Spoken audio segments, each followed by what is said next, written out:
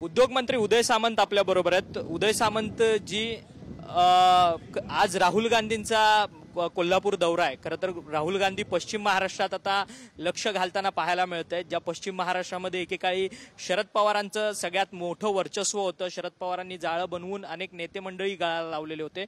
आता राहुल गांधी काँग्रेसचं वर्चस्व वाढवण्याकरता कोल्हापुरात येताना पाहायला मिळतं। म्हणजे कॉम्पिटिशन त्यांच्यामध्ये आहे ना, आमच्याबरोबर त्यांचं कॉम्पिटिशनच नाही आहे।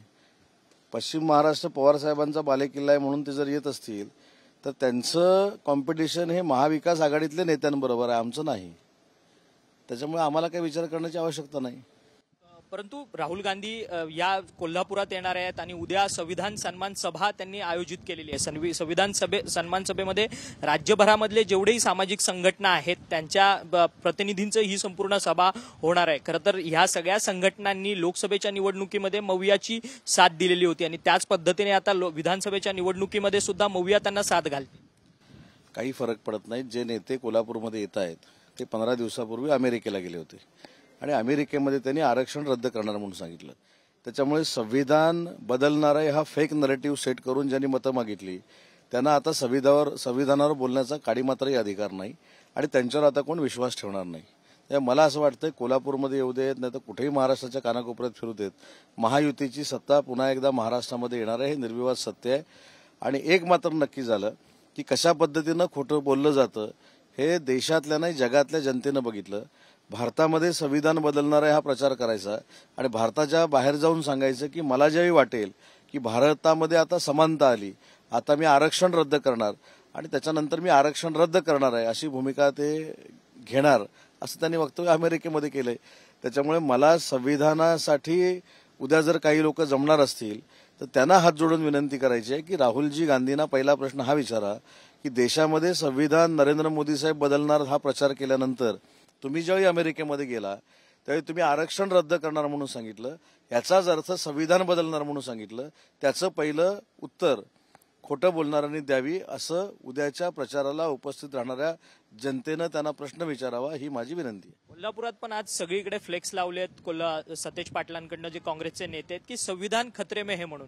खरंच संविधान खतरे में है? तुम्ही आता वारंवार संविधान कशा पद्धतीने फेक नरेटिव्ह पसरवतात त्याबद्दल? नाही, संविधान खतरे में है बोर्ड राहुल गांधींसाठीच लागलेले आहे। संविधान खतरे में है, आपण अमेरिकेमध्ये जाऊन संविधान खतरे में है सांगितलं, संविधान धोक्यात आहे हे आता सतेज पाटील साहेबांना कळलेलं असावं म्हणून त्यांच्या डोळ्यासमोर संविधान खतरे में है, आता तरी बोलू नका, उद्या बोलू नका असं सांगण्यासाठी त्यांना मार्गदर्शन करण्यासाठी ते बॅनर लावलेले आहेत। आज स्वातंत्र्यवीर सावरकरांच्या मुद्द्यावरतून देखील राहुल गांधी सातत्याने टीका करताना पाहायला मिळतात।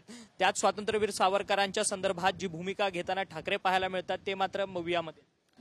आज गंमत बघा, कर्नाटक हे कोल्हापूरला लागून आहे।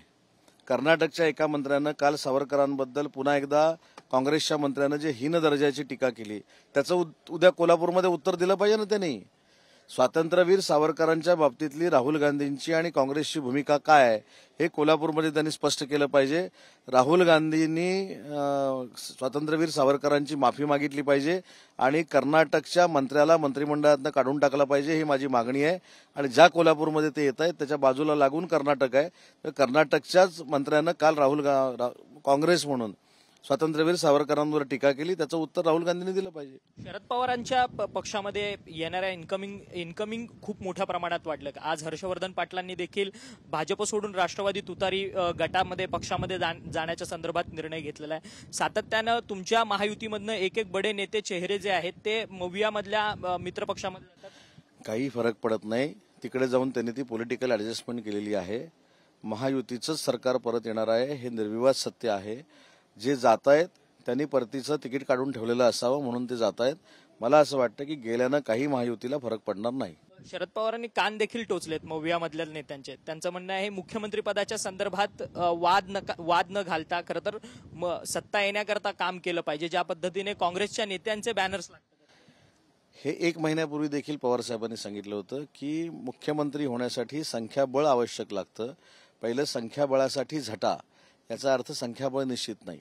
दुसरं साहेब असं म्हणाले होते पवार साहेब की मुख्यमंत्री पदाच्या उमेदवारीची चर्चा बंद करा आणि तिसरं असं म्हणाले होते संख्याबळ जर आलं तर कदाचित नवीन चेहरा देखील असू शकतो. म्हणजे शरद पवार साहेबांनी 1 महिन्यापूर्वीच एका दगडात 3 पक्षी मारलेले आहेत. चला, धन्यवाद. तुम्ही आमच्याशी बातचीत केली होते. उदय सामंत जे उद्योगमंत्री आहेत आणि आता सध्या कोल्हापुरात दौऱ्याला आलेले आहेत. याच कोल्हापूर विमानतळामध्ये थोड्याच वेळात राहुल गांधी देखील येणार आहे. राहुल गांधींच्या येण्याच्या संदर्भात त्यांनी वक्तव्य केले की कुठेतरी आता ठाकरे गट या सगळ्या संदर्भात विरोध करणार का, कारण की ज्या पद्धतीने कर्नाटकमध्ये काँग्रेसच्या नेत्यांकडनं स्वातंत्र्यवीर सावरकरांच्या विरोधातली वक्तव्य केली जातात, त्याच बेळगाव कर्नाटकमधल्या काँग्रेसच्या नेत्यांचा विरोध ठाकरे गटातील नेते मंडळी यापुढे करतील का, असा सवाल जो आहे तो उदय सामंत यांनी आपल्याशी बोलताना व्यक्त केलेला आहे. व्हिडिओ जर्नलिस्ट सिद्धेश नाईकसह अक्षय मंगणे, TV9 मराठी, कोल्हापूर.